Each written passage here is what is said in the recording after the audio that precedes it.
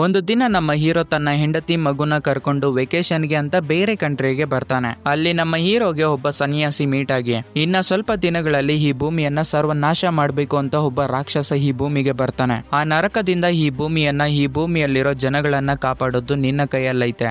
ನಿನ್ನ ಫ್ಯಾಮಿಲಿಯನ್ನ ಹಾಗೆ ಈ ಭೂಮಿಯನ್ನ ಕಾಪಾಡ್ಬೇಕಂದ್ರೆ ನನ್ ಜೊತೆ ಬಾ ಅಂತ ಕರೀತಾನೆ. ಆ ಸನ್ಯಾಸಿ ಮಾತುಗಳು ಕೇಳಿ ನಮ್ಮ ಹೀರೋ ಇವನ್ ಯಾರೋ ಹುಚ್ಚನನ್ ಮಗ ಇರ್ಬೇಕು, ನಾನು ಈ ಸಿಟಿಗೆ ಬಂದಿರೋದು ಹೊಸದಾಗಿ, ಅದೂನು ಅಲ್ದೆ ನಾನು ಈ ಪ್ರಪಂಚವನ್ನ ಕಾಪಾಡ್ತಿದ್ದೀನಿ ಅಂತ ಹೇಳ್ತಿದ್ದಾನೆ.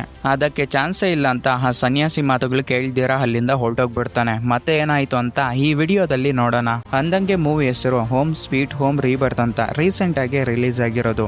ಇನ್ನ ಲೇಟ್ ಮಾಡ್ದಿರೋ ಮೂವಿ ಕಡೆ ಹೋಗೋಣ. ನನ್ನ ಹೆಸರು ವರ್ಧ ಅಂತ, ನೀವು ನೋಡ್ತಾ ಇದ್ದೀರಾ mister Vardha YouTube channel. Movie opening scene ಅಲ್ಲಿ ಮೆಕ್ ಅನ್ನೋ ಒಬ್ಬ ವ್ಯಕ್ತಿ ಮಧ್ಯರಾತ್ರಿಯಲ್ಲಿ ಪೊಲೀಸರಿಂದ ತಪ್ಪಿಸ್ಕೊಂಡು ಬೀದಿಯಲ್ಲಿ ಓಡ್ಕೊಂಡು ಬರ್ತಾ ಇರ್ತಾನೆ. ಈ ವ್ಯಕ್ತಿ ಪೊಲೀಸರಿಂದ ತಪ್ಪಿಸ್ಕೊಂಡಿದ್ರು ಪೊಲೀಸರು 4-5 ಬುಲೆಟ್ಗಳು ಇವನ್ಗೆ ಶೂಟ್ ಮಾಡಾಕ್ ಬಿಟ್ಟಿರ್ತಾರೆ. ಅದಕ್ಕೆ ಸ್ವಲ್ಪ ದೂರ ಓಡ್ಕೊಂಡು ಬಂದು ಒಂದ್ ಹತ್ರ ಕುತ್ಕೊಂಡ್ಬಿಡ್ತಾನೆ. ಅವನ ದೇಹದಿಂದ ತುಂಬಾ ಬ್ಲಡ್ ಆಚೆಗಡೆಗೆ ಬಂದ್ಬಿಡ್ತಾ ಇರುತ್ತೆ. ಆಕ್ಚುಲಿ ಹೇಳ್ಬೇಕಂದ್ರೆ ಇನ್ನ 4-5 ನಿಮಿಷಗಳಲ್ಲಿ ಈ ಮೆಕ್ಕು ಸತ್ತೋಗ್ಬಿಡ್ತಾನೆ. ಅಷ್ಟೊಂದು ಬ್ಲಡ್ ಹೊಲ್ಟೋಗ್ಬಿಟ್ಟಿರುತ್ತೆ. ಅವನ ದೇಹದಿಂದ ಆಚೆಗಡೆ ಬಂದಿರೋ ಬ್ಲಡ್ ಗಾಲಿಯಲ್ಲಿ ಹಾರಾಡುತ್ತೆ. ಅದೇ ಟೈಮ್ಗೆ ಒಬ್ಬ ಮಿಸ್ಟೀರಿಯಸ್ ಮ್ಯಾನ್ ಅಲ್ಲಿಗೆ ಬಂದು ನನಗೆ ನೀನ್ ಬೇಕು, ನಾನು ಹೇಳಿರೋ ಕೆಲಸ ನೀನ್ ಮಾಡ್ತೀಯ ಅಂತ ಕೇಳ್ತಾನೆ. ಲೋ ಸ್ವಾಮಿ, ಇನ್ನ 4-5 ನಿಮಿಷಗಳಲ್ಲಿ ನಾನು ಸತ್ತೋಗ್ಬಿಡ್ತೀನಿ, ನನ್ ಕೈಲಿ ಏನ್ ಮಾಡೋದಕ್ಕಾಗುತ್ತೆ ಅಂತ ನನ್ನ ಹತ್ರಕ್ಕೆ ಬಂದು ಕೇಳ್ತಿದೀಯ ಅಂತಾನೆ. ಅದಕ್ಕೆ ಆ ಮಿಸ್ಟೀರಿಯಸ್ ಮ್ಯಾನು ನಾನು ಹೇಳಿರೋ ಕೆಲಸ ನೀನ್ ಮಾಡ್ತೀನಿ ಅಂದ್ರೆ ನಿನಗೆ ಜೀವಂತವಾಗಿ ಬದುಕೋದಕ್ಕೆ ಅವಕಾಶ ಮಾಡ್ಕೊಡ್ತೀನಿ ಅಂತ ಹೇಳ್ತಾನೆ. ಸತ್ತೋಗ್ಬಿಡ್ತಾ ಇರೋ ಒಬ್ಬ ವ್ಯಕ್ತಿ ಹತ್ರಕ್ಕೆ ಬಂದು ನಿನಗೆ ಜೀವ ಕೊಡ್ತೀನಿ ಅಂದ್ರೆ ಯಾರ್ ತಾನೇ ಒಪ್ಪೋದಿಲ್ಲ, ನಾನ್ ರೆಡಿ ಅಂತಾನೆ. ನೆಕ್ಸ್ಟ್ ಸೆಕೆಂಡ್ಗೆ ಅವನ ಫೇಸ್ ಅಲ್ಲಿ ಏನೋ ವಿಚಿತ್ರವಾಗಿರೋ ಪವರ್ಸ್ ಹೋಗ್ತಿರೋ ಹಾಗೆ ನಮ್ಗೆ ಕಾಣುತ್ತೆ. ಪೊಲೀಸರು ಮೆಕ್ನ ಹುಡ್ಕೊಂಡು ಆ ಪ್ಲೇಸ್ ಹತ್ರ ಬರೋತಷ್ಟಿಗೆ ಆ ಪ್ಲೇಸ್ ಎಲ್ಲ ಬ್ಲಡ್ ಇಂದ ತುಂಬಿಕೊಂಡಿರುತ್ತೆ. ಆ ಬ್ಲಡ್ ಬಿದ್ದಿರೋ ಒಂದು ಪ್ಲೇಸ್ ಅಲ್ಲಿ ಮಖದ ಮೇಲೆ ಏನಾದ್ರೂ ಆಸಿಡ್ ಬಿದ್ದಾಗ ಚರ್ಮ ಎಲ್ಲ ಕಿತ್ತೋಗ್ಬಿಡ್ತಾ ಇರುತ್ತಲ್ವಾ, ಆ ರೀತಿ ಆ ಕಬ್ಬಿಣ ಕರಗೋಗ್ಬಿಡ್ತಾ ಇರುತ್ತೆ. ನೆಕ್ಸ್ಟ್ ಸೀನ್ ಅಲ್ಲಿ ಈ ಭೂಮಿ ಸರ್ವನಾಶ ಆಗ್ಬಿಡ್ತಿರೋ ಹಾಗೆ, ಭೂಮಿಯಲ್ಲಿ ವಾಸ ಮಾಡ್ತಿರುವ ಜನರ ಮೇಲೆ ಯಾವುದೋ ವಿಚಿತ್ರ ಪ್ರಾಣಿಗಳು ಅಟ್ಯಾಕ್ ಮಾಡ್ತಿರೋ ಹಾಗೆ, ಒಬ್ಬ ಸನ್ಯಾಸಿ ಮೆಡಿಟೇಟ್ ಮಾಡ್ತಿರುವಾಗ ಇಂಥ ದೃಶ್ಯಗಳು ಅವನ ಕಣ್ಣಿಗೆ ಕಾಣಿಸ್ತವೆ. ಆ ಸನ್ಯಾಸಿ ಅವರ ಗುರುಗಳ ಹತ್ರಕ್ಕೆ ಬಂದ್ಬಿಟ್ಟು ಆ ವ್ಯಕ್ತಿ ಈ ಭೂಮಿಗೆ ಬರ್ತಿದ್ದಾನೆ. ಆ ವ್ಯಕ್ತಿ ಈ ಭೂಮಿಗೆ ಬಂದು ಭೂಮಿಯನ್ನ ನರಕವಾಗಿ ಬದಲಾವಣೆ ಮಾಡೋದಕ್ಕೂ ಮೊದಲು ಅವನನ್ನ ನಾನು ತಡಿಬೇಕು. ಆ ವ್ಯಕ್ತಿನ ತಡಿಬೇಕು ಅಂದ್ರೆ ನನಗೆ ಒಬ್ಬರ ಸಹಾಯ ಬೇಕು. ಆ ವ್ಯಕ್ತಿನ ಹುಡ್ಕೋದಕ್ಕೆ ಅಂತ ಅವರ ಗುರುಗಳ ಹತ್ರ ಪರ್ಮಿಷನ್ ತಗೊಂಡು ಅಲ್ಲಿಂದ ಹೊರಡ್ತಾನೆ. ನೆಕ್ಸ್ಟ್ ಸೀನ್ ಅಲ್ಲಿ ನಮ್ಮ ಹೀರೋ ಫ್ಯಾಮಿಲಿಯನ್ನ ತೋರಿಸ್ತಾರೆ. ನಮ್ಮ ಹೀರೋ ಹೆಸರು ಜಾಕ್ ಅಂತ, ಇವನೊಬ್ಬ ಪೊಲೀಸ್ ಅಧಿಕಾರಿ. ತನ್ನ ಹೆಂಡತಿ ಹೆಸರು ಪ್ರಾಂಗ್, ಹಾಗೆ ಮಗು ಹೆಸರು ಬಂದ್ಬಿಟ್ಟು ಲೂ. ನಮ್ಮ ಹೀರೋ ಕಡೆ ನೋಡ್ತಿರೋವಾಗೆ ನಮ್ಗೆ ಗೊತ್ತಾಗುತ್ತೆ ಅವನು ಮಾತು ವರ್ಸ್ಕಂತ ವೆಕೇಶನ್ಗೆ ಬಂದಿದ್ದಾನೆ. ಆದ್ರೆ ಅವನ ಫ್ಯಾಮಿಲಿ ಜೊತೆ ಟೈಮ್ ನ ಸ್ಪೆಂಡ್ ಮಾಡ್ದಿರ ಫೋನ್ ಅಲ್ಲಿ ಮಾತಾಡ್ತಾನೆ ಇರ್ತಾನೆ. ಏರ್ಪೋರ್ಟ್ ಇಂದ ರೂಮ್ಗೆ ಬರ್ತಾರೆ, ಅಲ್ಲೂ ಕೂಡ ಮಾತಾಡ್ತಾನೆ ಇರ್ತಾನೆ. ಮಾರನೇ ದಿನ ಬೆಳಗ್ಗೆ ಆ ಕಂಟ್ರಿಯಲ್ಲಿರೋ ಸುಂದರವಾಗಿರೋ ಒಂದು ಪ್ಲೇಸ್ ನ ನೋಡೋದಕ್ಕೆ ಹೋದಾಗೂ ಕೂಡ ನಮ್ಮ ಹೀರೋ ಫೋನ್ ಅಲ್ಲಿ ಮಾತಾಡ್ತಾನೆ ಇರ್ತಾನೆ. ಜೇಕ್ ಆಗಿ ಯಾವಾಗ್ಲೂ ಫೋನ್ ಅಲ್ಲಿ ಮಾತಾಡ್ತಾ ಇರೋದನ್ನ ನೋಡ್ಬಿಟ್ಟು ಹೆಂಡತಿಗೆ ತುಂಬಾ ಕೋಪ ಬರುತ್ತೆ. ಇವಾಗ ನೀವು ನಮ್ ಜೊತೆ ಬಂದಿದ್ದೀರಾ, ನಮ್ ಜೊತೆ ಟೈಮ್ ನ ಸ್ಪೆಂಡ್ ಮಾಡಿ, ನಿಮ್ಮ ಅಫಿಷಿಯಲ್ಸ್ ಕೆಲಸಗಳು ಇದ್ದೇ ಇರ್ತವೆ. ಅಷ್ಟೊಂದು ಇಂಪಾರ್ಟೆಂಟ್ ಕಾಲ್ ಆಗಿದ್ರೆ ನೀವು ರೂಮಲ್ಲೇ ಕೂತ್ಕೊಂಡು ಮಾತಾಡ್ಬೇಕಾಗಿತ್ತು, ನಮ್ ಜೊತೆ ಯಾಕೆ ಬರೋದಕ್ಕೆ ಹೋದ್ರಿ ಅಂತ ಕೋಪ ಪಡ್ತಾಳೆ. ಇಲ್ಲಮ್ಮ, ಇಂಪಾರ್ಟೆಂಟ್ ಕಾಲ್ ಆಗಿತ್ತು ಅದಕ್ಕೆ ಮಾತಾಡ್ತಾ ಇದ್ದೆ, ಇಲ್ಲಂದಿದ್ರೆ ನಿಮ್ ಜೊತೆ ಮಾತಾಡ್ಕೊಂಡು ನಿಮ್ ಜೊತೆ ಎಂಜಾಯ್ ಮಾಡಕ್ಕಂತಾನೆ ತಾನೇ ನಾನು ಬಂದಿದ್ದು, ಸ್ವಲ್ಪ ಅರ್ಥ ಮಾಡ್ಕೋ ಬುಜ್ಜಿ ಕನ್ನ ಅಂತ ಸಮಾಧಾನ ಮಾಡ್ತಿದ್ರೆ ಇವರ ಮಗು ಸುಂದರವಾಗಿರೋ ಪ್ಲೇಸಸ್ ನ ನೋಡ್ಕೊಂಡು ಎಲ್ಗೋ ಹೊರಟೋಗ್ಬಿಟ್ಟಿರ್ತಾಳೆ. ಗಂಡ ಹೆಂಡತಿ ಇಬ್ರು ಬೇರೆ ಬೇರೆ ದಾರಿಗಳಿಗೆ ಹೋಗಿ ಮಗುನ ಹುಡ್ಕೋದಕ್ಕೆ ಶುರು ಮಾಡ್ತಾರೆ. ಜೇಕ್ ತನ್ನ ಮಗಳನ್ನ ಹುಡ್ಕೊಂಡು ಒಂದು ಪ್ಲೇಸ್ ಹತ್ರ ಬಂದಾಗ ಒಂದು ಬ್ರಿಡ್ಜ್ ಮೇಲೆ ತನ್ನ ಮಗಳು ನಿಂತ್ಕೊಂಡಿರ್ತಾಳೆ. ಜೇಕ್ ತನ್ನ ಮಗಳ ಹತ್ರಕ್ಕೆ ಬಂದು ಹೊಸ ಪ್ಲೇಸ್ಗೆ ಬಂದಾಗ ಯಾರಿಗೆ ಹೇಳ್ತೀರಾ ಹೋಗ್ಬಾರ್ದು ಅಂತ ಹೇಳ್ತಿರ್ತಾನೆ. ಆ ಮಗುಗೆ ಸುಂದರವಾಗಿರೋ ಒಂದು ಚಿಟೆ ಕಾಣಿಸಿರುತ್ತೆ. ಆ ಚಿಟ್ಟೆನ ಹುಡ್ಕೊಂಡು ಇಲ್ಲಿಗೆ ಬಂದ್ಬಿಟ್ಟಿರುತ್ತೆ ಅಂತ ಹೇಳ್ತಾಳೆ. ಆ ಚಿಟ್ಟೆ ಆ ಬ್ರಿಡ್ಜ್ ಮೇಲೆ ಇರೋ ಸನ್ಯಾಸಿ ಮೇಲೆ ಕೂತ್ಕೊಂಡಿರುತ್ತೆ. ಆ ಸನ್ಯಾಸಿ ನಮ್ಮ ಹೀರೋ ಕಡೆ ನೋಡಿ, ಜೇಕ್ ನೀನ್ ನನಗೆ ಗೊತ್ತು, ನೀನು ಬ್ಲಡ್ ಮೂನ್ ದಿನ ಹುಟ್ಟಿರೋ ಮಹಾನ್ ವ್ಯಕ್ತಿ, ನರಕದ ಬಾಗಿಲಕ್ಕೆ ನೀನೇ ರಕ್ಷಕನು. ಈ ಭೂಮಿ ಸರ್ವನಾಶ ಆಗ್ಬೇಕಾ ಇಲ್ಲ, ಭೂಮಿಯಲ್ಲಿ ವಾಸ ಮಾಡ್ತಾ ಇರೋ ಜನರು ಸಾಯ್ಬೇಕಾ ಇಲ್ಲ ಬದುಕಬೇಕಾ ಅಂತ ನಿನ್ ಕೈಯಲ್ಲೈತೆ ಅಂತ ಆ ಸನ್ಯಾಸಿ ತುಂಬಾ ವಿಚಿತ್ರವಾಗಿ ಮಾತಾಡ್ತಾ ಇರ್ತಾನೆ. ಆ ಮಾತುಗಳು ಕೇಳಿದ್ದ ನಮ್ಮ ಹೀರೋಗೆ ಒಂದು ಚೂರುನು ಕೂಡ ಅರ್ಥ ಆಗೋದಿಲ್ಲ. ಇವ್ನಾರೋ ಹುಚ್ಚನನ್ ಮಗ ಆಗಿರ್ಬೇಕು, ನಾನು ಈ ಸಿಟಿಗೆ ಹೊಸದಾಗಿ ಬಂದಿದ್ದೀನಿ, ನನಗೇನ್ ಗೊತ್ತು, ನನ್ನ ಹತ್ರಕ್ ಬಂದು ಇವನ್ ಏನೇನೋ ಮಾತಾಡ್ತಿದ್ದಾನೆ. ಲೋ ಸ್ವಾಮಿ, ಇವಾಗ ನನಗೆ ಆಫೀಸ್ ಕಡೆಯಿಂದ ತುಂಬಾ ಪ್ರೆಷರ್ ಐತೆ, ಅದರಲ್ಲೂ ಇವಾಗ ನೀನ್ ಬಂದ್ಬಿಟ್ಟು ನನ್ನ ತಲೆ ತಿನ್ನೋದಕ್ಕೆ ಟ್ರೈ ಮಾಡ್ತಿದೀಯ ಅಂತ ಆ ಸನ್ಯಾಸಿ ಹೇಳೋ ಮಾತುಗಳು ತಲೆಗೆ ಹಾಕೊಂಡಿರಾ ಅವನ ಫ್ಯಾಮಿಲಿ ಜೊತೆ ಸೇರ್ಕೊಂಡು ಒಂದು ಮಾಲ್ಗೆ ಬರ್ತಾನೆ. ಯಾಕಂದ್ರೆ ಅವನ ಮಗಳಾಗಿರುವ ಲೂನಾ ಅಜ್ಜಿ ಈ ಸಿಟಿ ಪಕ್ಕದಲ್ಲೇ ಇರ್ತಾಳೆ. ಅವರ ಅಜ್ಜಿಗೆ ಏನಾದ್ರೂ ತಗೊಳ್ಳೋಣ ಅಂತ ಈ ಮಾಲ್ಗೆ ಬರ್ತಾರೆ.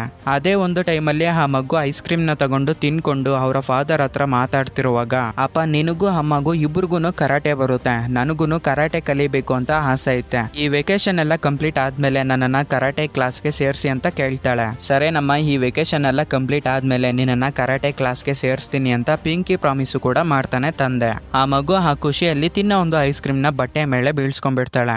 ಬಟ್ಟೆ ಮೇಲೆ ಬಿದ್ದಿರೋ ಒಂದು ಐಸ್ ಕ್ರೀಮ್ ನ ಕ್ಲೀನ್ ಮಾಡೋದಕ್ಕೆ ಅಂತ ಹೆಂಡತಿ ಮಗುನ ಕರ್ಕೊಂಡು ವಾಶ್ರೂಮ್ಗೆ ಹೋಗ್ತಾಳೆ. ಇನ್ನೊಂದು ಕಡೆ ಅದೇ ಮಾಲ್ಗೆ ಮೂವಿ ಸ್ಟಾರ್ಟಿಂಗ್ ಅಲ್ಲಿ ಮೆಕ್ ಅನ್ನೋ ಒಬ್ಬ ವ್ಯಕ್ತಿನ ನೋಡ್ತೀವಲ್ಲ, ಆ ವ್ಯಕ್ತಿ ಅಲ್ಲಿಗೆ ಬರ್ತಾನೆ. ಆ ವ್ಯಕ್ತಿ ನೋಡೋದಕ್ಕೆ ಇವಾಗ ತುಂಬಾ ರಗಡ್ ಆಗಿ ತಯಾರಾಗಿರ್ತಾನೆ. ಮೆಕ್ ಅಲ್ಲಿಗೆ ಬಂದಿದ್ದೆ ಒಂದು ಗನ್ನ ಎತ್ಕೊಂಡು ಅವನಿಗೆ ಸಿಕ್ಕಿದವ್ರನ್ನ ಒಂದೊಂದು ಬುಲೆಟ್ಗೆ ಒಬ್ಬೊಬ್ಬರನ್ನ ಸಾಯಿಸ್ಕೊಂಡು ಬರ್ತಿರ್ತಾನೆ. ನಮ್ಮ ಹೀರೋ ತನ್ನ ಫ್ಯಾಮಿಲಿನ ಕಾಪಾಡ್ಕೋಬೇಕು ಅಂತ ವಾಶ್ರೂಮ್ ಹತ್ರಕ್ಕೆ ಹೋಗಿ ತನ್ನ ಹೆಂಡತಿಗೆ ಹೇಳ್ತಾನೆ, ನೀವು ಈ ದಾರಿಯಿಂದ ಹೋದ್ರೆ ಈ ಮಾಲಿಂದ ಆಚೆಗಡೆಗೆ ಹೊರಟೋಗ್ಬಿಡ್ತೀರಾ. ನೀವು ಸೇಫ್ ಆಗಿ ನಾವಿರೋ ಒಂದು ಹೋಟೆಲ್ ರೂಮ್ಗೆ ಹೋಗಿ ಇರ್ರಿ. ಲೋಕಲ್ ಪೊಲೀಸರು ಇಲ್ಲಿಗೆ ಬರೋತಷ್ಟಿಗೆ ಒಂದು ಇಬ್ಬರನ್ನಾದ್ರೂ ನಾನು ಕಾಪಾಡ್ತೀನಿ ಅಂತ ಹೆಂಡತಿ ಎಷ್ಟೇ ಹೇಳ್ತಾ ಇದ್ರು ಅಮಾಯಕ ಪ್ರಜೆಗಳನ್ನ ಕಾಪಾಡಬೇಕು ಅಂತ ಬರ್ತಾನೆ. ಆ ಮಾಲ್ ಅಲ್ಲಿ ಒಂದು 6 ಮೆಂಬರ್ಸ್ ಬಿಟ್ರೆ ಆಲ್ಮೋಸ್ಟ್ ಎಲ್ಲಾ ಜನರು ಆ ಮಾಲಿಂದ ತಪ್ಪಿಸ್ಕೊಂಡು ಹೊರಗಡೆಗೆ ಹೊರಟೋಗ್ಬಿಟ್ಟಿರ್ತಾರೆ. ಜೇಕ್ ಅಲ್ಲಿಗೆ ಬಂದು ಅವನ ಹತ್ರ ಇರೋದು ಗನ್ನಿಂದ ಮೆಕ್ಗೆ ಹೇಮ್ ಮಾಡಿ ನೀನು ಸರೆಂಡರ್ ಆಗ್ಬಿಡು, ಇಲ್ಲ ಅಂದ್ರೆ ನಿನ್ನನ್ನ ಸಾಯಿಸ್ಬಿಡ್ತೀನಿ ಅಂತ ಬೆದರ್ಸ್ತಾನೆ. ಮೆಕ್ ಅದಕ್ಕೆ ಭಯ ಪಡ್ತೀರಾ ತುಂಬಾ ವಿಚಿತ್ರವಾಗಿ ಬಿಹೇವ್ ಮಾಡ್ತಾನೆ, ಒಬ್ಬ ಸೈಕೋ ನನ್ ಮಗನ್ ತರ. ಮೆಕ್ ಅವನ ಹತ್ರ ಇರೋ ಒಂದು ಗನ್ನಿಂದ ನಮ್ಮ ಹೀರೋಗೆ ಶೂಟ್ ಮಾಡ್ತಾನೆ. ಜಸ್ಟ್ ಮಿಸ್ ಅಲ್ಲಿ ನಮ್ಮ ಹೀರೋ ತಪ್ಪಿಸ್ಕೊಂಡ್ಬಿಡ್ತಾನೆ. ಪಕ್ಕದಲ್ಲೇ ಒಂದು ಹುಡುಗಿ ಪೊಲೀಸರಿಗೆ ಕಾಲ್ ಮಾಡೋದಕ್ಕೆ ಟ್ರೈ ಮಾಡ್ತಿರುವಾಗ ಮೆಕ್ ಅದನ್ನ ನೋಡಿ ಅವನ ಹತ್ರ ಇರೋ ಒಂದು ಗನ್ನಿಂದ ಆ ಹುಡುಗಿಗೆ ಶೂಟ್ ಮಾಡಿ ಸಾಯಿಸ್ಬಿಡ್ತಾನೆ. ಇನ್ನೊಂದು ಕಡೆ ಆ ಮಾಲ್ ಹತ್ರಕ್ಕೆ ಪೊಲೀಸರೆಲ್ಲರೂ ಬಂದ್ಬಿಡ್ತಾರೆ. ಅದನ್ನ ನೋಡಿ ಮೆಕ್ ಸ್ವಲ್ಪ ಡಿಸ್ಟ್ರಾಕ್ಟ್ ಆಗ್ತಾನೆ. ಸರಿಯಾಗಿ ಅದೇ ಟೈಮ್ಗೆ ಜೇಕ್ 4-5 ಬುಲೆಟ್ಗಳನ್ನ ಇವನ್ಗೆ ಶೂಟ್ ಮಾಡ್ತಾನೆ. ಇನ್ಮೇಲೆ ಮೆಕ್ ನ ವಿಲನ್ ಅಂತ ಕರೀತೀನಿ. ವಿಲನ್ ಕೆಳಗಡೆಗೆ ಕುತ್ಕೊಂಡ್ಬಿಡ್ತಾನೆ. ನನಗೆ ನನ್ನ ಮಾಸ್ಟರು ಹೇಳಿದ ಗೇಟ್ ಕೀಪರು ಈ ಮಾಲ್ಗೆ ಬರ್ತಾನೆ ಅಂತ, ನಿನಗೋಸ್ಕರನೇ ನಾನು ಇಲ್ಲಿಗೆ ಬಂದಿದ್ದು. ಈ ಪ್ರಪಂಚವನ್ನ ನಾಶ ಮಾಡೋದಕ್ಕೆ ನಮ್ಮ ಮಾಸ್ಟರು ಇಲ್ಲಿಗೆ ಬರ್ತಿದ್ದಾನೆ ಅಂತ ಹೇಳಿ ವಿಲನ್ ಒಂದು ಹ್ಯೂಮನೈಡ್ ಬಾಂಬ್ ತರ ಬ್ಲಾಸ್ಟ್ ಆಗೋಗ್ಬಿಡ್ತಾನೆ. ಆ ಬಾಂಬು ಆ ಮಾಲ್ ಅಲ್ಲಿ ತುಂಬಾ ಭಯಂಕರವಾಗಿ ಬ್ಲಾಸ್ಟ್ ಆಗುತ್ತೆ. ಇದರಿಂದ ತುಂಬಾ ಜನರು ಸತ್ತೋಗ್ಬಿಡ್ತಾರೆ. ಇನ್ನೊಂದು ಕಡೆ ನಮ್ಮ ಹೀರೋಯಿನ್ ತನ್ನ ಮಗಳ ಜೊತೆ ವಾಶ್ರೂಮ್ ಅಲ್ಲಿ ಬಚ್ಚಿಕೊಂಡಿರ್ತಾಳೆ. ಬಾಂಬು ಬ್ಲಾಸ್ಟ್ ಆದ್ಮೇಲೆ ಆಚೆಗಡೆಗೆ ಬಂದು ಅಲ್ಲಿಂದ ತಪ್ಸ್ಕೋಬೇಕು ಅಂತ ಮಾಲ್ ಆಚೆಗಡೆಗೆ ಬಂದು ನೋಡಿದಾಗ ಅಲ್ಲಿರೋ ಜನರು ತುಂಬಾ ವಿಚಿತ್ರವಾಗಿ ಬಿಹೇವ್ ಮಾಡ್ತಿರ್ತಾರೆ. ಅವರಲ್ಲಿ ಅವರೇ ಫೈಟ್ ಮಾಡ್ಕೊಂಡು ಸಾಯಿಸ್ಕೊಂತಾ ಇರ್ತಾರೆ. ಇವರಿಬ್ಬರ ಮೇಲೆ ಆ ವಿಚಿತ್ರ ಜನರು ಅಟ್ಯಾಕ್ ಮಾಡೋದಕ್ಕೆ ಬಂದಾಗ ಹೀರೋಯಿನ್ ತುಂಬಾ ಕಷ್ಟಪಟ್ಟು ಅವ್ರ ಮೇಲೆ ಅಟ್ಯಾಕ್ ಮಾಡೋದಕ್ಕೆ ಬಂದಿರೋ ವಿಚಿತ್ರ ಜನರನ್ನ ಹೊಡೆದು ಅಲ್ಲಿಂದ ತಪ್ಸ್ಕೊಂಡು ಒಂದು ಸ್ಟೋರ್ ಒಳಗಡೆಗೆ ಹೋಗ್ತಾರೆ. ಆವಾಗ ಆ ಮಗು ಅಪ್ಪಗೆ ಏನೂ ಆಗಲ್ಲ ತಾನೆ ಅಮ್ಮ, ಅಪ್ಪ ಇಲ್ಲಿಗೆ ಯಾವಾಗ ಬರ್ತಾರೆ, ನಾವ್ ಎಲ್ಲಿಗೆ ಹೋಗೋದು ಅಂತ ಕೇಳಿದಾಗ ನಿಮ್ಮ ತಂದೆ ಒಬ್ಬ ಪೊಲೀಸ್ ಆಫೀಸರ್, ನಮ್ಮನ್ನ ಹುಡ್ಕೊಂಡು ಬಂದೇ ಬರ್ತಾನೆ, ನಿಮ್ಮ ತಂದೆಗೆ ಏನೂ ಆಗಲ್ಲ ಅಂತ ಹೇಳ್ತಾಳೆ. ಇನ್ನೊಂದು ಕಡೆ ಆ ಬ್ಲಾಸ್ಟ್ ಆದಾಗ ನಮ್ಮ ಹೀರೋ ಅವನ ಮುಂದೆನೆ ಇರ್ತಾನಲ್ವಾ, ನಮ್ಮ ಹೀರೋಗೆ ಇವಾಗ ಎಚ್ಚರಿಕೆ ಆಗುತ್ತೆ. ಇಲ್ಲಿ ವಿಚಿತ್ರ ಏನಪ್ಪಾ ಅಂದ್ರೆ ಬಾಂಬು ಬ್ಲಾಸ್ಟ್ ಆದಾಗ ಅಲ್ಲಿರೋರೆಲ್ಲರೂ ಸತ್ತೋಗ್ಬಿಟ್ಟಿರ್ತಾರೆ. ನಮ್ಮ ಹೀರೋ ಹಾಗೆ ಇನ್ನೊಬ್ಬ ಪೊಲೀಸ್ ಆಫೀಸರ್ ಬಿಟ್ಟು ನಾವಿಬ್ರು ಇನ್ನ ಹೇಗೆ ಬದುಕಿದೀವಿ ಅಂತ ಸುತ್ತಮುತ್ತ ಎಲ್ಲ ಚೆಕ್ ಮಾಡ್ತಾರೆ. ವಿಲನ್ ಮಾಲ್ ಒಳಗಡೆಗೆ ಬಂದು ಅಲ್ಲಿರೋ ಜನರನ್ನ ಶೂಟ್ ಮಾಡಿರ್ತಾನಲ್ವಾ, ಅದು ನಡೆದು ಆಲ್ಮೋಸ್ಟ್ 1 hour ಆಗಿರುತ್ತೆ ತಾನೆ. ಆದ್ರೆ ವಿಲನ್ ಅವ್ರನ್ನ ಶೂಟ್ ಮಾಡಿದಾಗ ಬ್ಲಡ್ ಬಿದ್ದಿರುತ್ತಲ್ವಾ, ಆ ಬ್ಲಡ್ ಇವಾಗ ಆ ಪ್ಲೇಸ್ ಅಲ್ಲಿ ಬಿದ್ದು ಒಂದು 15 days ಆದ್ಮೇಲೆ ಹೇಗ್ ಕಾಣ್ತಾ ಇರುತ್ತೋ ಹಾಗೆ ಇವರಿಬ್ರಿಗೂ ಕಾಣ್ತಾ ಇರುತ್ತೆ. ಸರಿಯಾಗಿ ಅದೇ ಟೈಮ್ಗೆ ಇವರಿಬ್ರಿಗೂ ಒಂದು ಶಬ್ದ ಕೇಳಿಸುತ್ತೆ. ಆ ಶಬ್ದನ ಹುಡ್ಕೊಂಡು ಹೋದಾಗ ಇವರ ಮುಂದೆ ಒಂದು ಹುಡುಗಿ ನಿಂತ್ಕೊಂಡಿರ್ತಾಳೆ. ಅದನ್ನ ನೋಡಿ ಪೊಲೀಸ್ ಆಫೀಸರು, ನೀನೇನು ಭಯ ಪಡೋದಕ್ಕೆ ಹೋಗ್ಬೇಡಮ್ಮ, ನಾನು ಪೊಲೀಸ್ ಆಫೀಸರು, ನೀನ್ ಇವಾಗ ಸೇಫ್ ಆಗಿದೀಯ ಅಂತ ಮುಂದಕ್ಕೆ ಹೋಗ್ತಿರ್ತಾನೆ. ಅದೇ ಟೈಮ್ಗೆ ಆ ಹುಡುಗಿ ಸಡನ್ ಆಗಿ ಹಿಂದ್ಗಡೆಗೆ ತಿರುಗಿ ಪೊಲೀಸ್ ಆಫೀಸರ್ ಮೇಲೆ ಅಟ್ಯಾಕ್ ಮಾಡಿ ಒಂದು ಕತ್ತಿಯಿಂದ ಚುಚ್ಚಿ ಪೊಲೀಸ್ ಆಫೀಸರ್ನ ಸಾಯಿಸ್ಬಿಡ್ತಾಳೆ. ನಮ್ಮ ಹೀರೋ ಅದನ್ನ ನೋಡಿ ಅವನ ಹತ್ರ ಇರೋ ಒಂದು ಗನ್ನಿಂದ ಆ ಹುಡುಗಿಗೆ ಶೂಟ್ ಮಾಡ್ತಾನೆ. ಆದ್ರೆ ಆ ಹುಡುಗಿ ತಲೆನೇ ಕೆಡ್ಸ್ಕೊಂಡಿರ ನಮ್ಮ ಹೀರೋ ಮೇಲೆ ಅಟ್ಯಾಕ್ ಮಾಡೋದಕ್ಕೆ ಬರ್ತಾಳೆ. ನಮ್ಮ ಹೀರೋ ಆ ಹುಡುಗಿಯಿಂದ ತಪ್ಸ್ಕೊಳ್ಳೋದಕ್ಕೆ ತುಂಬಾ ಪ್ಲೇಸ್ಗಳ ಹತ್ರ ಬಚ್ಚಿಕೊಂಡು ಹೆಂಡತಿ ಮಕ್ಕಳು ಇನ್ನ ವಾಶ್ರೂಮ್ ಅಲ್ಲೇ ಇದ್ದಾರೇನೋ, ಅವ್ರನ್ನಾದ್ರೂ ನೋಡೋದಕ್ಕೆ ಹೋಗೋಣ ಅಂತ ವಾಶ್ರೂಮ್ ಹತ್ರ ಹೋಗ್ತಿರ್ತಾನೆ. ಆದ್ರೆ ಹೆಂಡತಿ ಮಗು ಇವಾಗ ಸ್ಟೋರ್ ಅಲ್ಲಿ ಇರ್ತಾರೆ. ನೋಡು ಮಗು, ಇವಾಗ ನಾವಿಬ್ರು ಹೇಗಾದ್ರೂ ಸರಿ ಕಷ್ಟಪಟ್ಟು ಹೋಟೆಲ್ ರೂಮ್ಗೆ ಹೊರಟೋಗ್ಬಿಡೋಣ, ಅಲ್ಲಿಗೆ ನಿಮ್ಮ ತಂದೆ ಬರ್ತಾನೆ ಅಂತ ಹೇಳಿದಾಗ ಅದಕ್ಕೆ ಮಗು, ಬೇಡಮ್ಮ ನನಗೆ ತುಂಬಾ ಭಯ ಆಗ್ತೈತೆ, ನಾವು ಇವಾಗ ಅಜ್ಜಿ ಮನೆಗೆ ಹೋಗೋಣ ಅಂತ ಹೇಳ್ತಾಳೆ. ಬೇಡಮ್ಮ ನಾವು ರೂಮ್ಗೆ ಹೋಗೋಣ, ಯಾಕಂದ್ರೆ ನಿಮ್ಮ ಅಜ್ಜಿ ಮನೆ ಇಲ್ಲಿಂದ ತುಂಬಾ ದೂರ, ನಮ್ಗೆ ಇವಾಗ ಹತ್ರ ಆಗೋದು ಹೋಟೆಲ್ ಮಾತ್ರನೇ. ಸರಿಮ್ಮ ಅಜ್ಜಿಗೆ ಫೋನ್ ಕಾಲ್ ಆದ್ರೂ ಮಾಡು, ಹೇಗಿದ್ದಾರೆ ಅಂತ ಕೇಳೋಣ ಅಂತ ಹೇಳಿದಾಗ ತಾಯಿ ಅವರ ಅಜ್ಜಿಗೆ ಕಾಲ್ ಮಾಡೋದಕ್ಕೆ ಟ್ರೈ ಮಾಡ್ತಾಳೆ. ಬಟ್ ಸಿಗ್ನಲ್ ಇರೋದಿಲ್ಲ, ಕಾಲು ಕನೆಕ್ಟ್ ಆಗೋಲ್ಲ. ಸರಿ, ಈ ಸ್ಟೋರ್ ಅಲ್ಲಿ ಲ್ಯಾಂಡ್ ಲೈನ್ ಇರುತ್ತೆ, ಲ್ಯಾಂಡ್ ಲೈನ್ ಮುಖಾಂತರ ನಿಮ್ಮ ಅಜ್ಜಿಗೆ ಕಾಲ್ ಮಾಡೋದಕ್ಕೆ ಟ್ರೈ ಮಾಡ್ತೀನಿ, ನೀನು ಇಲ್ಲೇ ಇರು ಅಂತ ಲ್ಯಾಂಡ್ ಲೈನ್ ಇರೋ ಒಂದು ಪ್ಲೇಸ್ ಹತ್ರಕ್ಕೆ ಬರ್ತಾಳೆ. ಅದೇ ಟೈಮ್ಗೆ ಆ ಸ್ಟೋರ್ ಒಳಗಡೆಗೆ ವಿಚಿತ್ರವಾಗಿ ಬಿಹೇವ್ ಮಾಡ್ತಾ ಇರೋ ಒಬ್ಬ ವ್ಯಕ್ತಿ ಅಲ್ಲಿಗೆ ಬಂದು ಈ ಮಗುನ ನೋಡ್ಬಿಡ್ತಾನೆ. ಈ ಮಗು ಮೇಲೆ ಅಟ್ಯಾಕ್ ಮಾಡೋದಕ್ಕೆ ಬರ್ತಿರೋವಾಗ ನಮ್ಮ ಹೀರೋಯಿನ್ ಕೈಗೆ ಸಿಕ್ಕಿರೋ ಒಂದು ವಸ್ತುನ ಎತ್ಕೊಂಡು ಆ ವಿಚಿತ್ರ ವ್ಯಕ್ತಿಗೆ ಹೊಡೆದ್ಬಿಟ್ಟು ಮಗುನ ಕರ್ಕೊಂಡು ಆ ಸ್ಟೋರ್ ಇಂದ ಆಚೆಗಡೆಗೆ ಬಂದ್ಬಿಡ್ತಾಳೆ. ಇನ್ನೊಂದು ಕಡೆ ನಮ್ಮ ಹೀರೋ ತನ್ನ ಫ್ಯಾಮಿಲಿನ ಹುಡುಕೊಂಡು ವಾಶ್ರೂಮ್ ಹತ್ರಕ್ಕೆ ಹೋಗಿರ್ತಾನಲ್ವಾ, ಅವನು ಎಲ್ಲಿಗೋದ್ರೂ ಬಿಡ್ದಿರ ಆ ಹುಡುಗಿ ಇವನನ್ನ ಹುಡುಕೊಂಡು ಬರ್ತಾನೆ ಇರ್ತಾಳೆ. ಲಾಸ್ಟ್ ಗೆ ನಮ್ಮ ಹೀರೋ ಒಂದು ಪ್ಲೇಸ್ ಅಲ್ಲಿ ಬಚ್ಚಿಕೊಂಡಿರುವಾಗ ಆ ಹುಡುಗಿ ಒಂದು ಪ್ಲೇಸ್ ಅಲ್ಲಿ ಬ್ಲಡ್ ಪೋರ್ಟಲ್ ನ ಓಪನ್ ಮಾಡ್ತಾಳೆ. ಅದು ನೋಡೋದಕ್ಕೆ same to same movie starting ಅಲ್ಲಿ ಪೊಲೀಸರು ನೋಡಿರ್ತಾರಲ್ವಾ, ಅದೇ ರೀತಿ ಇರುತ್ತೆ. ಆ ಹುಡುಗಿ ಆ ಪೋರ್ಟಲ್ ಇಂದ ಎಲ್ಲಿಗೋ ಹೊರಟೋಗ್ಬಿಡ್ತಾಳೆ. ಇನ್ನೊಂದು ಕಡೆ ನಮ್ಮ ಹೀರೋ ಇನ್ನು ತನ್ನ ಮಗಳನ್ನ ಕರ್ಕೊಂಡು ಆಚೆಗಡೆಗೆ ಬಂದಾಗ ಆ ಪ್ಲೇಸ್ ಅಲ್ಲಿ ತುಂಬಾ ಬಸ್ಗಳು ನಿಂತಿರ್ತವೆ, ಮೇ ಬಿ ಡಿಪೋ ಆಗಿರ್ಬೋದು. ಅಲ್ಲೇನು ಕೂಡ ಈ ವಿಚಿತ್ರವಾಗಿರೋ ಜನರು ತಿರುಗಾಡ್ತಾ ಇರ್ತಾರೆ. ನಮ್ಮ ಹೀರೋಯಿನ್ ತುಂಬಾ ಕಷ್ಟಪಟ್ಟು ಹೇಗೋ ಹಾಗೆ ತಪ್ಪಿಸ್ಕೊಂಡು ಸ್ವಲ್ಪ ಮುಂದಕ್ಕೆ ಹೋದಾಗ ಅಲ್ಲಿರೋ ಒಂದು ಬಸ್ ಅಲ್ಲಿ ಮಾತ್ರ ನಾರ್ಮಲ್ ಆಗಿರೋ ಜನರು ಅಂದ್ರೆ ಇನ್ಫೆಕ್ಟೆಡ್ ಆಗದೆ ಇರೋ ಒಂದು ಜನರು ಕಾಣ್ತಾರೆ. ನಮ್ಮ ಹೀರೋಯಿನ್ ಆ ಬಸ್ ಒಳಗಡೆಗೆ ಹೋಗಿ ಈ ಬಸ್ ನ ಸ್ಟಾರ್ಟ್ ಮಾಡಿ ಇಲ್ಲಿಂದ ಹೊರಟೋಗ್ಬಿಡೋಣ ಅಂತ ಕೇಳಿದಾಗ ಬಸ್ಗೆ ಆಚೆಗಡೆ ಬಿದ್ದಿರೋ ಒಂದು ಬ್ಯಾಗ್ ಅಲ್ಲಿ ಐತೆ ಅಂತ ಅಲ್ಲಿರೋ ಒಬ್ಬ ವ್ಯಕ್ತಿ ಹೇಳ್ತಾನೆ. ಇನ್ಫೆಕ್ಟೆಡ್ ಆಗಿರೋ ಜನರನ್ನ ನೋಡಿ ತುಂಬಾ ಭಯ ಬಿದ್ದು ಆ ಬಸ್ಸಲ್ಲಿರೋರು ಯಾರನ್ನು ಕೂಡ ಆ ಕೀನ ಎತ್ಕೊಂಡ್ ಬರೋಷ್ಟು ಸಾಹಸ ಮಾಡೋದಿಲ್ಲ. ಲಾಸ್ಟ್ಗೆ ನಮ್ಮ ಹೀರೋಯಿನ್ ಇಲ್ಲಿಂದ ಹೇಗಾದ್ರೂ ಸರಿ ತಪ್ಸ್ಕೋಬೇಕು ಅಂತ ಧೈರ್ಯ ಮಾಡಿ ಆ ಬ್ಯಾಗ್ ಬಿದ್ದಿರೋ ಒಂದು ಪ್ಲೇಸ್ ಹತ್ರಕ್ಕೆ ಬಂದು ಕೀನ ಎತ್ಕೊಂಡು ಬಸ್ ಒಳಗಡೆಗೆ ಹೋಗ್ಬೇಕು. ಅದೇ ಟೈಮ್ಗೆ ಇನ್ಫೆಕ್ಟೆಡ್ ಆಗಿರೋ ವ್ಯಕ್ತಿಗಳು ಬಂದು ನಮ್ಮ ಹೀರೋಯಿನ್ ನ ಹೇಳ್ಕೊಂಡು ಹೊರಟೋಗ್ತಾ ಇರೋವಾಗ ಆ ಬಸ್ಸಲ್ಲಿರೋ ಒಬ್ಬ ವ್ಯಕ್ತಿ ಧೈರ್ಯ ಮಾಡಿ ಇನ್ಫೆಕ್ಟೆಡ್ ಆಗಿರೋ ವ್ಯಕ್ತಿಗಳ ಹತ್ರಕ್ಕೆ ಹೋಗಿ ಇವನು ಸಿಕ್ಕಾಕೊಂಡ್ಬಿಟ್ಟು ನಮ್ಮ ಹೀರೋಯಿನ್ ನ ಕಾಪಾಡ್ತಾನೆ. ಬಸ್ ನ ಸ್ಟಾರ್ಟ್ ಮಾಡಿ ಅಲ್ಲಿಂದ ತಪ್ಸ್ಕೊಂಡು ಸ್ವಲ್ಪ ದೂರ ಬರ್ತಾರೆ. ಆದ್ರೆ ಒಂದ್ ಹತ್ರ ನಿಂತೋಗ್ಬಿಡ್ತಾರೆ. ಯಾಕಂದ್ರೆ ಮುಂದೆಗಡೆ ರೋಡ್ ಅಲ್ಲಿ ಇನ್ಫೆಕ್ಟೆಡ್ ಆಗಿರೋ ಜನಗಳಿಂದ ತುಂಬಾ ಆಕ್ಸಿಡೆಂಟ್ ಆಗೋಗ್ಬಿಟ್ಟು ಜಾಸ್ತಿ ಕಾರುಗಳು ನಿಂತೋಗ್ಬಿಟ್ಟಿರ್ತವೆ. ಅದಕ್ಕೆ ನಮ್ಮ ಹೀರೋಯಿನ್ಗೆ ಆ ದಾರಿಯಲ್ಲಿ ಹೋಗೋದು ಬಿಟ್ರೆ ಬೇರೆ ಚಾನ್ಸ್ ಇರೋದಿಲ್ಲ. ಅದಕ್ಕೆ ಹೀರೋಯಿನ್ ತನ್ನ ಮಗಳನ್ನ ಕರ್ಕೊಂಡು ನಡ್ಕೊಂಡು ಹೋಗೋದಕ್ಕೆ ಸ್ಟಾರ್ಟ್ ಮಾಡ್ತಾಳೆ.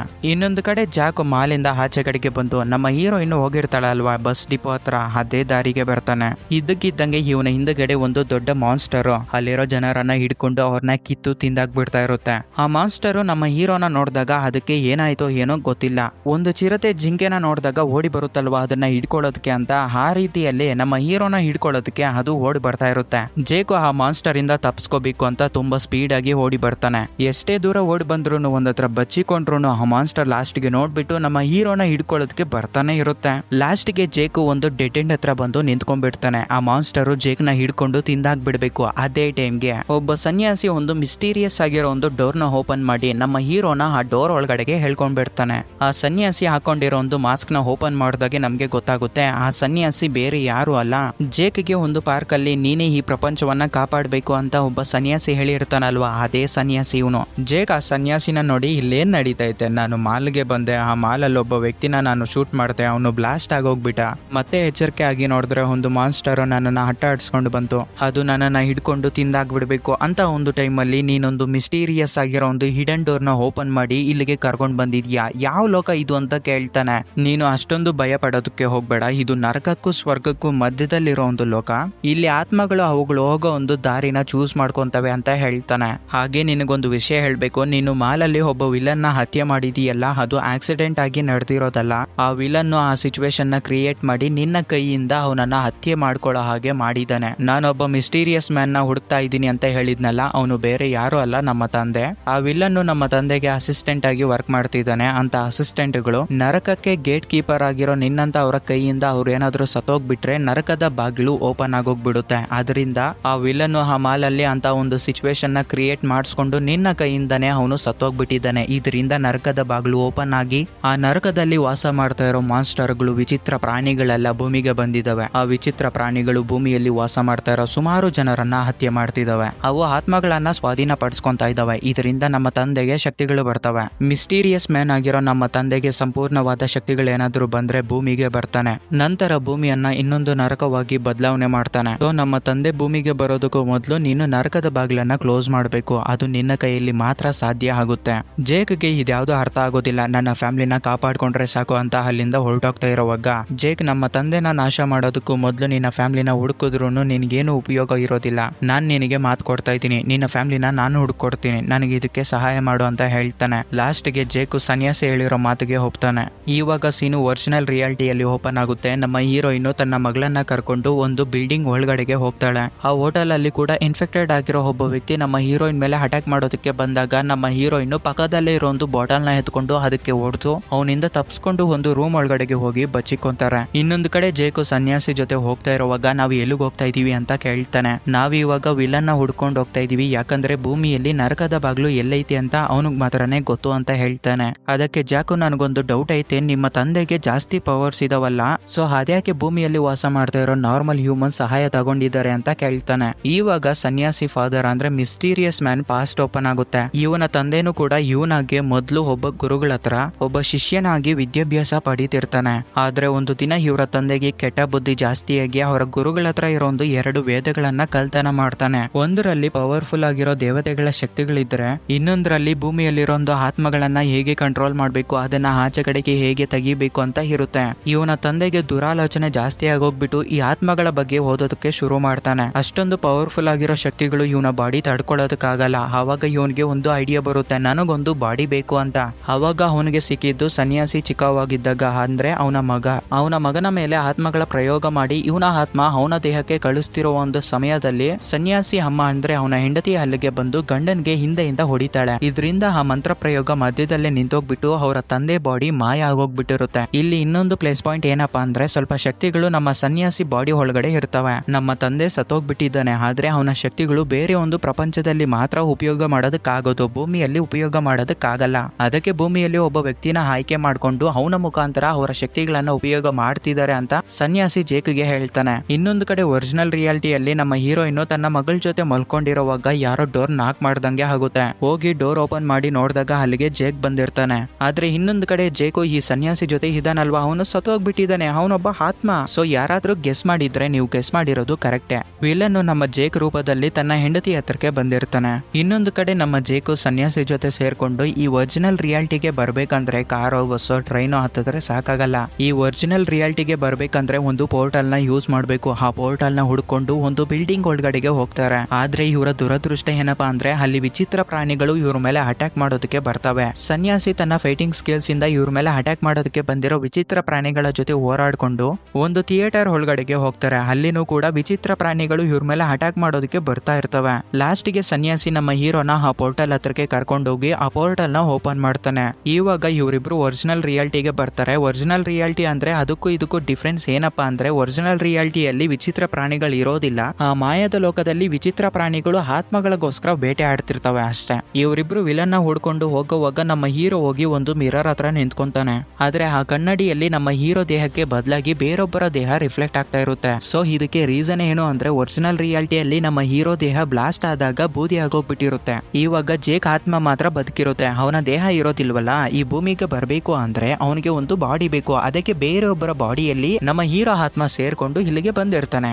ಇವಾಗ ನಮ್ಮ ಹೀರೋಗೆ ಇನ್ನೊಂದು ವಿಷಯ ಗೊತ್ತಾಗುತ್ತೆ. ನಮ್ಮ ಹೀರೋ ಇವಾಗ ಸತ್ತೋಗ್ಬಿಟ್ಟವನೇ, ಅವನ ಆತ್ಮ ಇವಾಗ ಸನ್ಯಾಸಿ ಜೊತೆ ಮಾತಾಡ್ತಾ ಐತೆ ಅಂತ.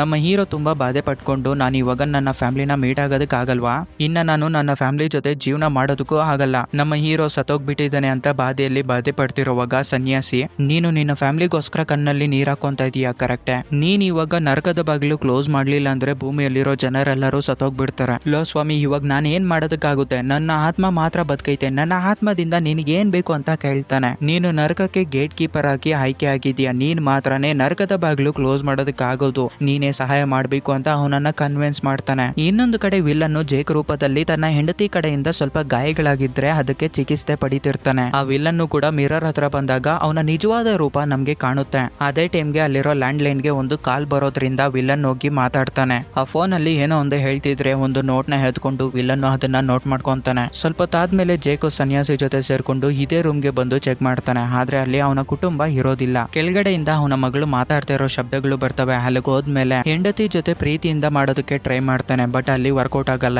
ಯಾಕಂದ್ರೆ ನಮ್ಮ ಹೀರೋ ಇವಾಗ ಬೇರೆಯವರ ಬಾಡಿಯಲ್ಲಿ ಇದ್ದಾನೆ. ಹೆಂಡತಿ ಅವ್ರಿಗೆ ಗೊತ್ತಿರೋದಿಲ್ವಲ್ಲ ಇವನ ಆತ್ಮ ಈ ಬಾಡಿಯಲ್ಲಿ ಐತಿ ಅಂತ. ಆದ್ರೂ ಕೂಡ ಜೇಕು ತುಂಬಾ ಪ್ರೀತಿಯಿಂದ ಹೆಂಡತಿ ಜೊತೆ ಮಾತಾಡೋದಕ್ಕೆ ಅದಕ್ಕೆ ಬರ್ತಾ ಇರೋ ಒಂದು ಟೈಮಲ್ಲಿ ವಿಲ್ಲನ್ ಜೇಕ್ ರೂಪದಲ್ಲಿ ಬಂದು ಇವನ್ ಮೇಲೆ ಅಟ್ಯಾಕ್ ಮಾಡ್ತಾನೆ. ಅವಾಗ್ಲೇ ಹೇಳೋದು ಮರ್ತೆ, ಸನ್ಯಾಸಿ ನಮ್ಮ ಹೀರೋಗೆ 2 ಆಯುಧಗಳನ್ನ ಕೊಟ್ಟಿರ್ತಾನೆ, ಒಂದು ಗನ್ನು ಹಾಗೆ ಒಂದು ಕತ್ತಿ. ಈ ವಿಲ್ಲನ್ ನಾರ್ಮಲ್ ಗನ್ ಇಂದ ಶೂಟ್ ಮಾಡಿದ್ರು ಅವನಿಗೆ ಏನೂ ಆಗೋದಿಲ್ಲ. ಅದಕ್ಕೆ ಇಂತ ಆಯುಧಗಳು ಸನ್ಯಾಸಿ ಇವನ್ಗೆ ಕೊಟ್ಟಿರ್ತಾನೆ. ಜೇಕು ಸನ್ಯಾಸಿ ಕೊಟ್ಟಿರೋ ಒಂದು ಗನ್ನಿಂದ ಅವನಿಗೆ ಶೂಟ್ ಮಾಡೋದಕ್ಕೆ ಪ್ರಯತ್ನ ಮಾಡ್ತಿರುವಾಗ ವಿಲ್ಲನ್ ಆ ಗನ್ನ ಕೆಳಗಡೆಗೆ ಬೀಳ್ಸ್ಬಿಟ್ಟು ಇಬ್ರು ಹೋಗಿ ಸ್ವಿಮ್ಮಿಂಗ್ ಪೂಲ್ ಅಲ್ಲಿ ಬಿದ್ದೋಗ್ಬಿಡ್ತಾರೆ. ಆ ಕೆಳಗಡೆ ಬಿದ್ದೋಗಿರೋ ಒಂದು ಗನ್ನ ನಮ್ಮ ಹೀರೋಯಿನ್ ಎತ್ಕೊಂಡು ಯಾರನ್ನ ಶೂಟ್ ಮಾಡ್ಬೇಕು ಅಂತ ಆಲೋಚನೆ ಮಾಡ್ತಿರುವಾಗ ನೀರಲ್ಲಿ ಬಿದ್ದೋಗಿರೋ ನಿಜವಾದ ಜೇಕು ತನ್ನ ಮಗಳಿಗೆ ಪಿಂಕಿ ಪ್ರಾಮಿಸ್ ಮಾಡಿರ್ತಾನಲ್ವಾ, ಆ ಒಂದು ಸಿಂಬಲ್ ನ ತೋರಿಸ್ತಾನೆ. ಮಗಳು ಅದನ್ನ ನೋಡ್ಬಿಟ್ಟು ಅವರೇ ನನ್ನ ನಿಜವಾದ ತಂದೆ ಅಂತ ಹೇಳೋದಕ್ಕೆ ಟ್ರೈ ಮಾಡ್ತಾಳೆ. ಅಷ್ಟೊತ್ತಿಗೆ ಹೆಂಡತಿ ನಿಜವಾದ ಗಂಡನನ್ನ ಶೂಟ್ ಮಾಡಾಕ್ತಾಳೆ. ಇದರಿಂದ ನಮ್ಮ ಹೀರೋ ಮತ್ತೆ ಸತ್ತೋಗ್ಬಿಟ್ಟು ಆತ್ಮಗಳ ಪ್ರಪಂಚಕ್ಕೆ ಬಂದ್ಬಿಡ್ತಾನೆ. ಆತ್ಮಗಳ ಪ್ರಪಂಚ ಅಂದ್ರೆ ಬೇರೆ ಯಾವ್ದು ಅಲ್ಲ, ಅದೇ ಬಟ್ ವಿರ್ಚುವಲ್ ಆಗಿರುತ್ತೆ. ಅವನು ಸ್ವಿಮ್ಮಿಂಗ್ ಪೂಲ್ ಇಂದ ಮೇಲ್ಗಡೆಗೆ ಬರ್ತಾನೆ. ಬರ್ತಾನೆ. ಬಿಲ್ಡಿಂಗ್ ಮೇಲೆಯಿಂದ ಈ ವಿಚಿತ್ರ ಪ್ರಾಣಿಗಳ ಆತ್ಮಗಳನ್ನ ತಿಂತಾ ಇರ್ತಾವಲ್ಲ, ಆ ಪ್ರಾಣಿ ಬಂದು ನಮ್ಮ ಹೀರೋ ಮೇಲೆ ಬೀಳುತ್ತೆ.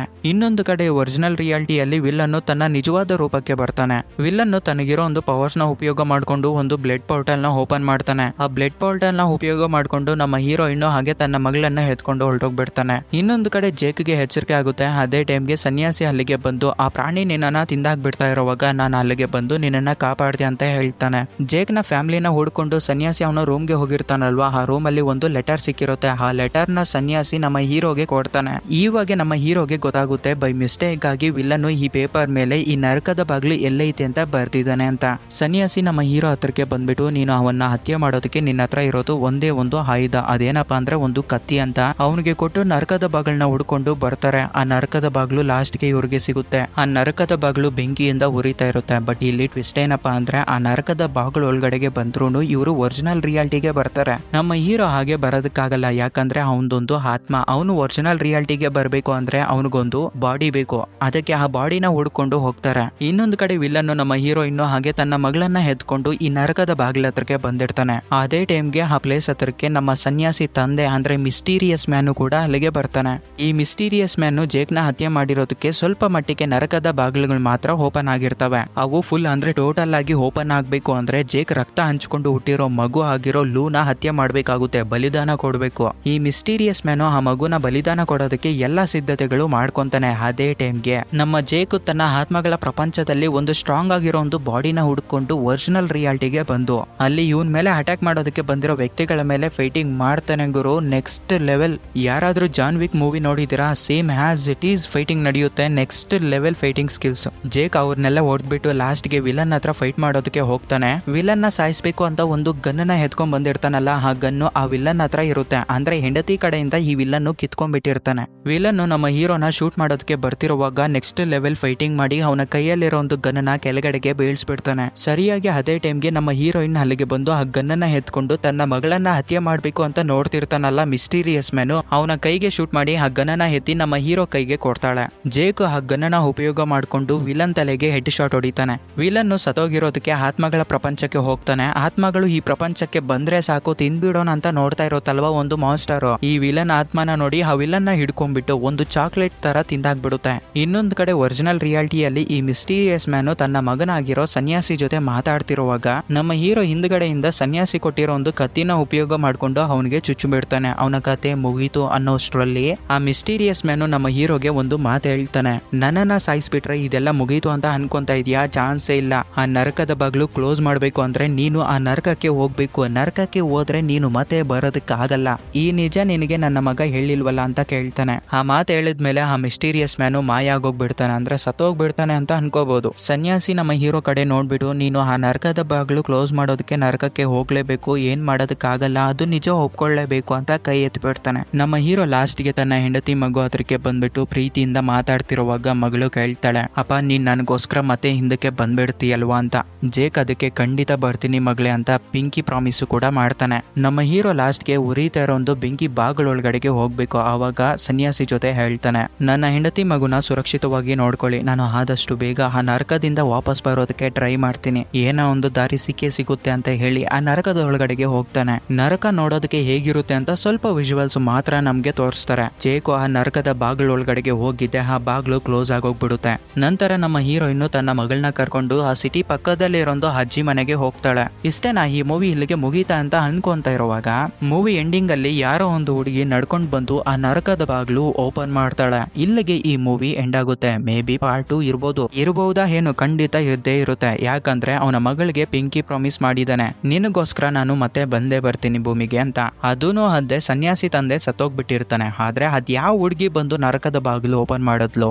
That is the suspense for part 2. ಅದು ಸೈಡ್ ಗಿಡನ ಎಲ್ಲಾರ್ದು ಊಟ ಆಯ್ತಾ? ನೆಕ್ಸ್ಟ್ ಇನ್ನೊಂದು ಅದ್ಭುತವಾಗಿರೋ ಇಂಟ್ರೆಸ್ಟಿಂಗ್ ವಿಡಿಯೋದಲ್ಲಿ ಮೀಟ್ ಆಗೋಣ. ಸೈನಿಂಗ್ ಆಫ್, ನಿಮ್ಮ ವರ್ಧ.